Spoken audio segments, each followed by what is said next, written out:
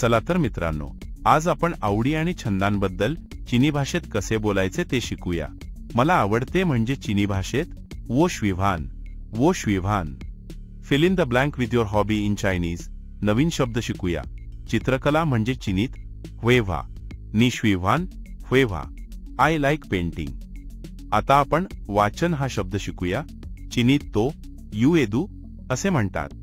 आणि जर तुम्हाला वाचन आवडत असेल तर वो श्विव्हान युएदू, आय लाईक रीडिंग। जर एखादी गोष्ट तुम्हाला खूप आवडत असेल तर फेचॉंग श्विव्हान असे म्हणा। वो फेचॉंग श्विव्हान फेव्हा, आय लव्ह पेंटिंग। आता कोणाच्या आवडीबद्दल विचारायचे झाले तर नी श्विव्हान शेनमे असा प्रश्न विचारा। नी श्विव्हान शेनमे, वो श्विव्हान कमाने, what's your hobby, I like minus. तर मित्रांनो, आज आपण छंद आणि आवडींबद्दल चीनी भाषेत बोलताना काही उपयुक्त वाक्ये शिकलो। पुढच्या भागात आपण अजून काही नवीन गोष्टी शिकू।